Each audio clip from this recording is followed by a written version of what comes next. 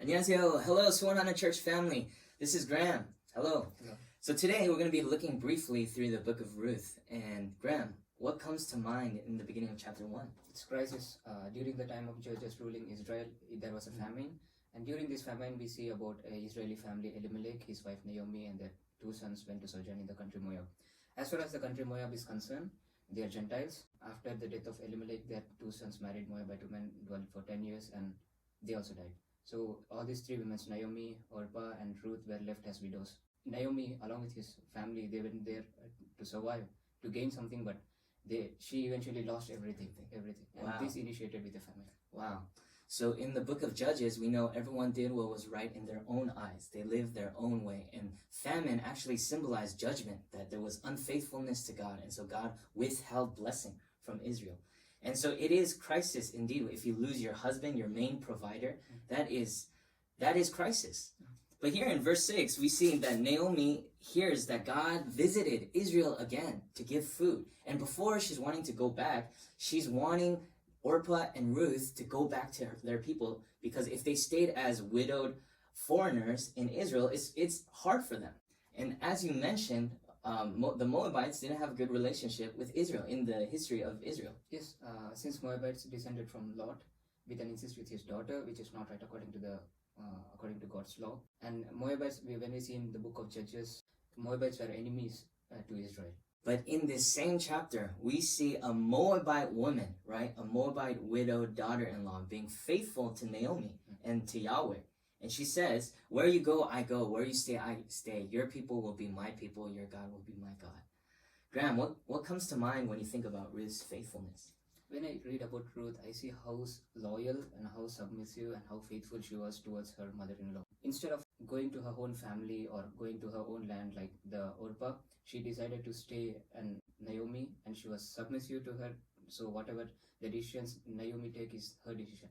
So these two widows don't know how their future life is going to be. Yeah, so much so that when Naomi goes back, she says, verse 21, I went away full and the Lord has brought me back empty. She changes her name to Mara because the Lord has dealt with her bitterly. And this is the picture of the emptiness that Naomi was feeling. And there's this tension. And like every good story with God, there's always this tension, there's always this crisis, and then there's always this fulfillment, this release, this blessing. So God never leaves his faithful ones empty. When we read chapter 2, Boaz tells this to Ruth, that I have been told how you left your father, your mother, and your homeland, and how you came to live with the people you didn't know before. So this reminds me about the life of Abraham, his calling.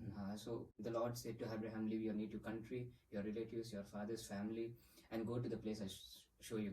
So Abraham didn't have any question, but faithfully dependent on God, and whatever God said him, he was submissive to God, and he was faithful, and he just followed. So I see the same story in the life of Ruth.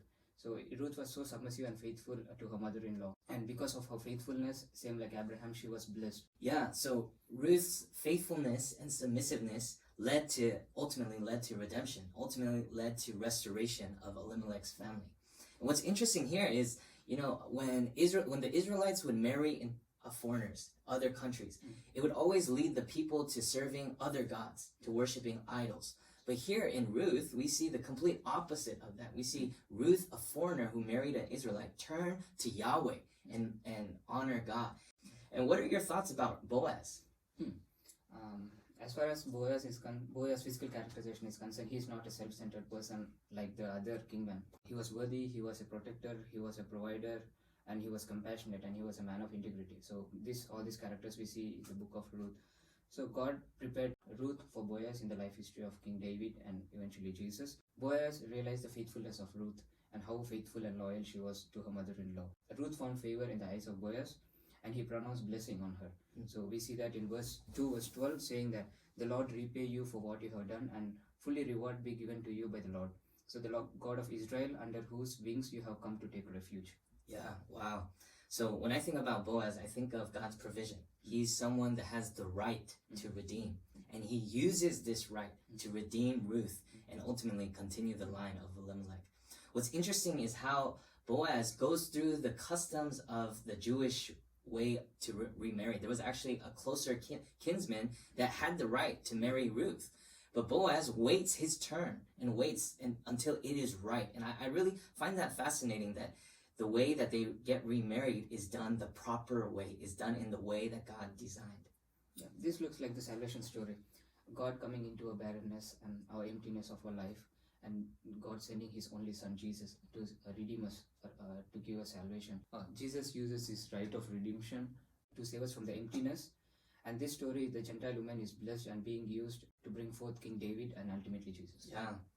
And so from the beginning to the end, there is this crisis, this emptiness, and God ultimately brings this crisis into redemption. And we're blessed to see that this is a salvation story, just like you were saying, how there's this crisis, but through Jesus, it's done the right way. He shed his blood, and he redeems us according to the right way and supplies us with blessing. And so Ruth is the model of what it's like to be a blessing to others, and then to be blessed by God, to be redeemed and to be set free and fulfilled by God. And so with that, I hope that this story of Ruth blesses you. God bless you.